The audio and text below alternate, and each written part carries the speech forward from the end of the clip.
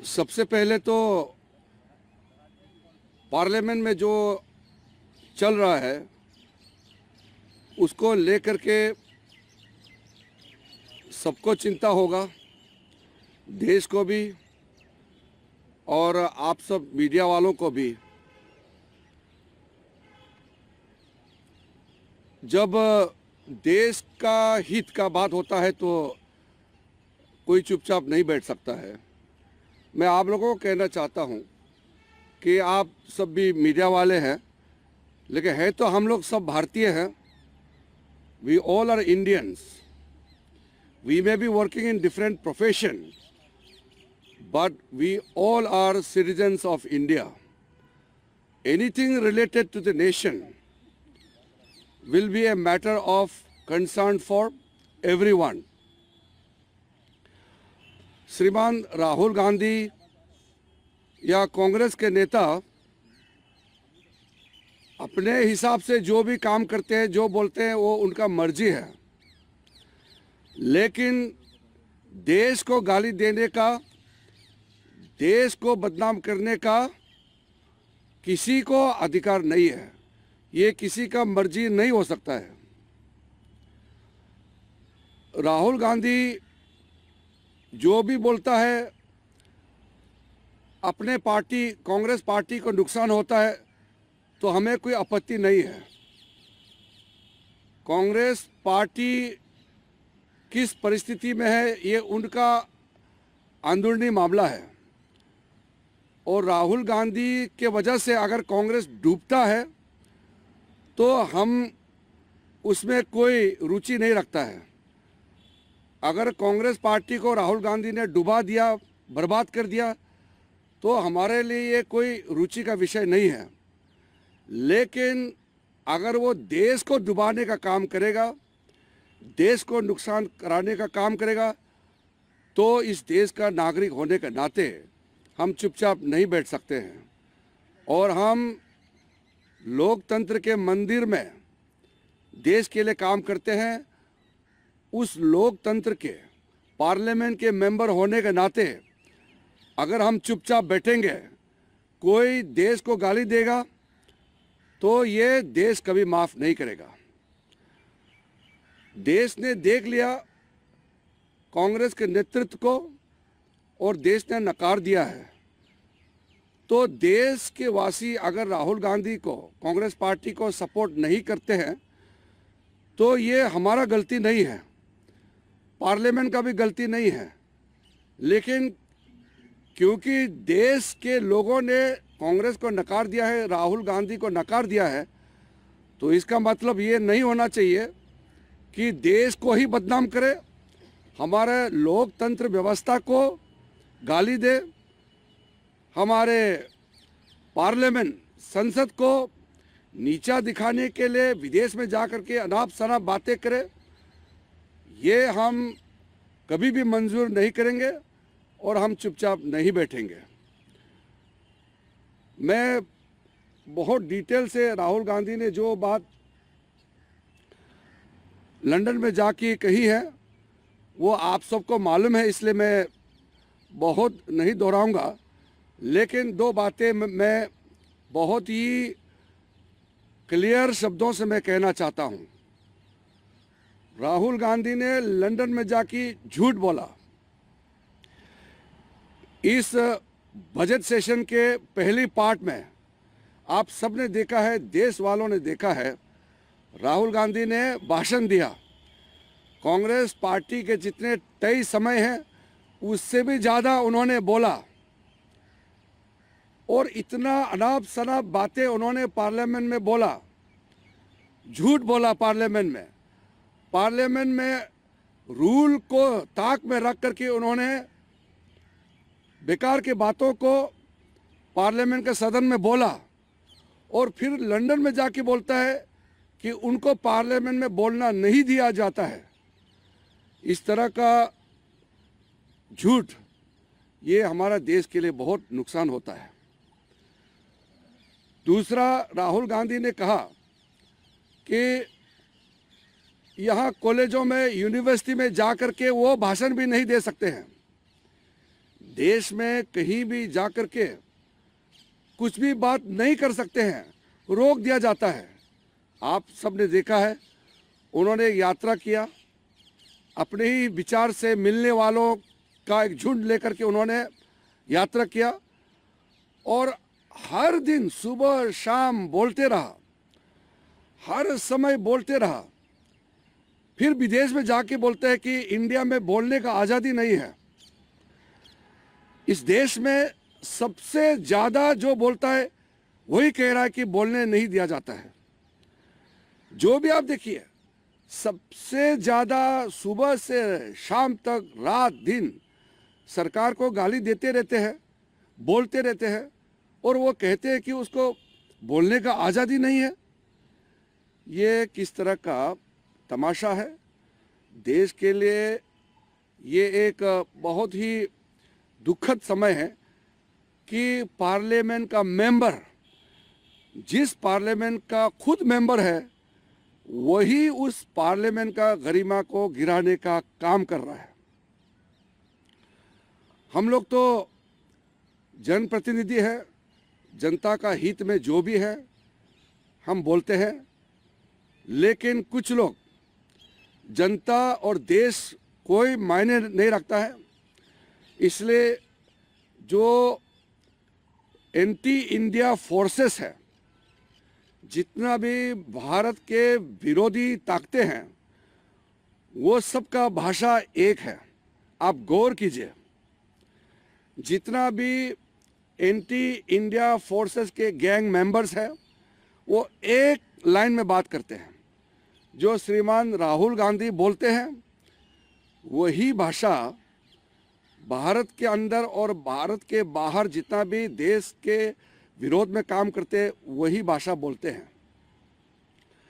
इसलिए जब हमने पार्लियामेंट में भी इस बात को कही थी कि रूल के तहत देश के अंदर में जो भी बहस होना है, हम डेमोक्रेसी है, डेमोक्रेसी के अंदर में जो भी प्रावधान है उसी के तहत हम लोग काम करेंगे। हम लोग सत्ता में अपने आप नहीं आए, मोदी जी अपने मर्जी से प्रधानमंत्री नहीं बने हैं।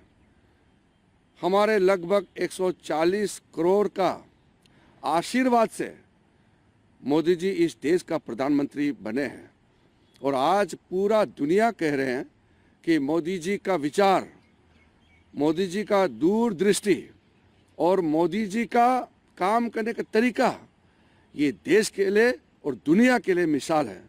ये सब मानते हैं, ये हम नहीं कह रहे हैं, लेकिन उस प्रधानमंत्री को भी अनाप शनाप बात करके बदनाम करने का कोशिश करते हैं। हमारे पार्टी, हमारा नेता और पॉलिटिकल आइडियोलॉजी में अगर कुछ डिफरेंसेस होता है तो हमारे खिलाफ बोलते हैं तो चलता है, लेकिन भारत के खिलाफ अगर कोई बोलेगा तो हम लोग चुप नहीं रहेंगे। इसलिए ये बहुत क्लियर होना चाहिए कि राहुल गांधी देश के सामने में और लोकसभा में आ करके माफ़ी मांगना ही होगा, वरना हम लोग उसको तवज्जो नहीं देंगे। लेकिन जो भारत विरोधी ताकतें हैं और लंदन के लोग तो सोचते हैं कि राहुल गांधी जो बोल रहे हैं सही है, और लोग सोचते हैं कि भारत में तो बोलने का आज़ादी नहीं है। यहाँ कहते हैं कि प्रेस मीडिया का फ्रीडम नहीं है, जुडिशरी ख़त्म हो गया, लोकतंत्र ख़त्म हो गया। इस तरह का बातें करके देश को नुकसान पहुंचाया है और एक तरीके से भारत के संविधान को भी उन्होंने इंसल्ट किया है, जुडिशरी को इंसल्ट किया है। हमारा जुडिशरी कमज़ोर नहीं है, इंडिपेंडेंट है और बहुत मजबूती से अपना काम कर रहे हैं। और वहाँ कहते हैं कि जुडिशरी भी ख़त्म हो चुके हैं इंडिया में, पार्लियामेंट ख़त्म हो चुके हैं, डेमोक्रेसी ख़त्म हो चुके हैं। इस तरह का जो बातें उन्होंने लंदन में जा कर के दुनिया का सामने में बोला, इससे देश और हमारा लोकतंत्र को बहुत क्षति पहुंचाया है। इसलिए हम तो इसको ये सोचते हैं कि देश के लोग जानते हैं कि ये आदमी किस तरीके के सोच है, लेकिन विदेश के लोग तो नहीं जानते हैं ना। विदेश के लोग तो सोचते हैं कि राहुल गांधी सच बोल रहा है। हमारा देश वाला तो उसको गंभीरता से नहीं लेते हैं, लेकिन जो भारत को अच्छा से नहीं जानता है वो तो सोचेंगे कि राहुल गांधी ने सच बोल दिया है, तो इसका भरपाई कौन करेगा? कांग्रेस पार्टी सारा जाके क्या लंदन में झाड़ू मारेगा और नमस्ते करके बोलेंगे कि राहुल गांधी ने जो बोला है माफ़ कर दो? ये देश के लिए बहुत बड़ा ये गंभीर विषय है। इसलिए मैं जैसे कहा कि मैं बात को लंबा नहीं रखना चाहता हूँ, विषय को हम भटकाने भी नहीं चाहते हैं। एक ही मुद्दा है कि देश के खिलाफ, संसद के खिलाफ जो उन्होंने बात बोला, झूठ बोला, माइक ऑफ कर दिया करके झूठ बोला, बोलने नहीं दिया जाता बोल के उन्होंने झूठ बोला, ये सारा उन्होंने देश के खिलाफ विदेश के धरती में जा कर के झूठ बोला, उसके लिए माफ़ी मांगना होगा और ये हम अपना दायित्व निभा रहे हैं। और आप सब भी मैं फिर से अनुरोध करता हूं कि एक बात और कुछ समय के लिए ये छोड़िए कि हम मेंबर ऑफ पार्लियामेंट है या किसी पार्टी के, कि आप मीडिया के हैं। एक बार हम लोग एक भारतीय होने के नाते भारत को बदनाम करने वाला का खिलाफ में सबको आवाज़ उठाना चाहिए।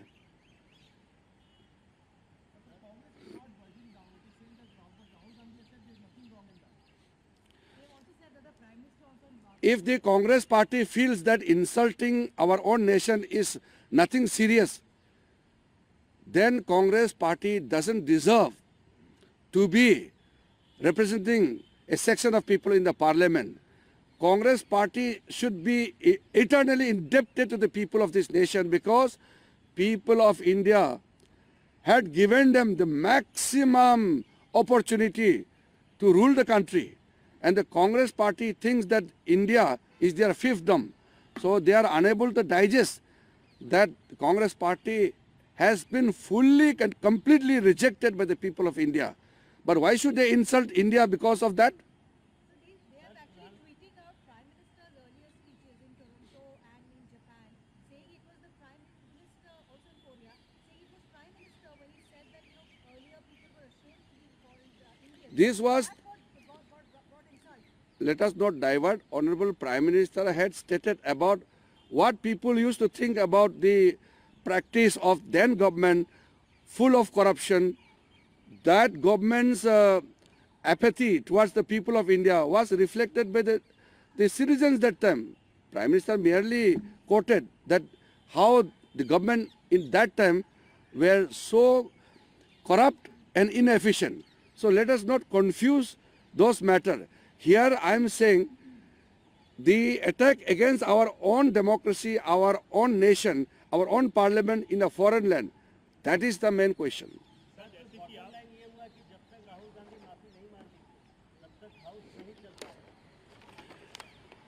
जो पार्लियामेंट का मेंबर है, अगर वही पार्लियामेंट को इंसल्ट करेंगे तो हम कैसे चुपचाप बैठ सकते हैं? आप भी सोचिए। देखिए, मैं खुद एक माइनॉरिटी हूँ। मैं इस देश का कानून मंत्री बना, मैं खुद माइनॉरिटी हूँ। और हमारे देश के आसपास में जितना माइनॉरिटीज़ के साथ जुल्म होता है वो भारत आते हैं, और वो जाकर के बोलते हैं कि माइनॉरिटी इंडिया में सेफ नहीं है। झूठ बोला कि प्राइम मिनिस्टर सिखों को सेकंड सिटीजन, थर्ड सिटीजन मानते हैं। ये झूठ बोलना आप भी सोचिए, ये क्या ठीक बात है? हम लोग इतना सेफ सिक्योर्ड इन्वायरमेंट रहता है, जो बोलना है बोल सकता है। इंडिविजुअल फ्रीडम, आपका अपना आज़ादी पूरा यहाँ प्रोटेक्टेड है। फिर क्यों बोलते हैं कि इस देश में minority second class, third class है? तो इस तरीके से झूठ बोलना देश के लिए कितना नुकसान है, आप खुद सोचिए।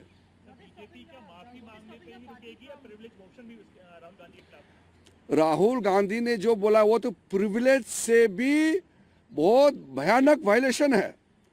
वो तो संविधान को ओथ का वायलेशन है, पार्लियामेंट ओथ का वायलेशन है। क्योंकि अगर जो मेंबर हाउस में जो चलता है उसका विपरीत कुछ बोलता है तो वो पार्लियामेंट्री प्रिविलेज का वो हनन है। लेकिन उससे आगे बढ़कर के तो उन्होंने संविधान का धज्जियां उड़ाया है। इसलिए मैं कह रहा हूं कि वो सिर्फ पार्लियामेंट को नहीं, देश से भी माफी मांगना चाहिए। किरण जी, आपको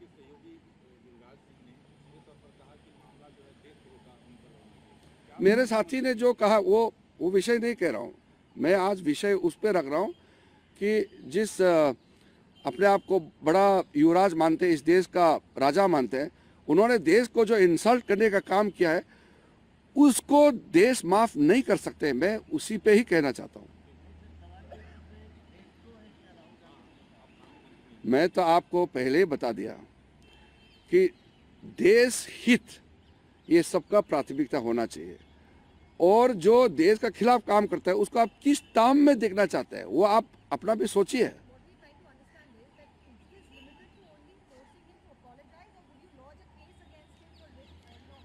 All the available instruments under the rules, privilege rules, under the various conventions, these are options, these are matter of things which can be discussed in the coming days. But what I don't want to digress from the main issue right now is that the most serious issue cannot be abandoned. If we don't condemn the anti-national act of a member of parliament, then the country will ask question to us. What are we doing in the parliament?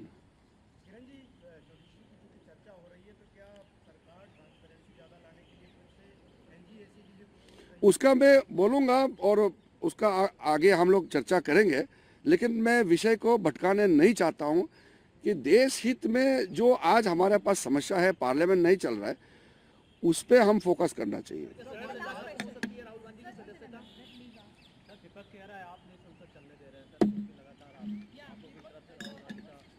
अगर अगर अगर एक minute, अगर अगर अच्छा,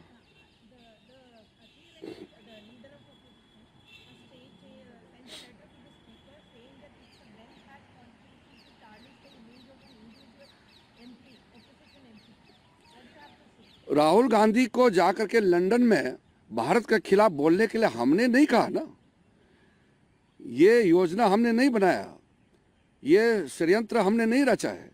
ये राहुल गांधी और उसका जो भारत विरोधी गैंग है, इन्होंने ये कॉन्स्पिरेसी रचा है और लंदन में जा करके भारत के खिलाफ बात करने का काम किया है। तो हमने कैसे किसी को हम बिना मतलब से तारनिश करेंगे या टारगेट करेंगे? यहाँ तो मेंबर ऑफ पार्लियामेंट का सदस्यता से बहुत ऊपर का बात है। मेंबर ऑफ पार्लियामेंट छोटा सा बात है, देश बड़ा है। सर, आप माफी पर अड़े रहेंगे और वो जेपीसी की डिमांड को लेकर अड़े रहेंगे तो क्या पार्लियामेंट चलेगी? इस हिमालय से बर्फ पिघलेगी?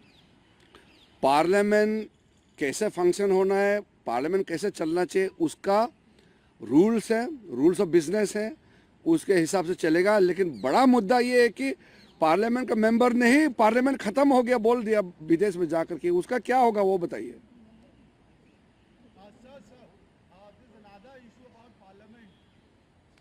हाँ, opposition is constantly demanding a formation of JPC on the Adani issue, and there's a deadlock in parliament because of that as well. So will you find out a way to get that deadlock clear?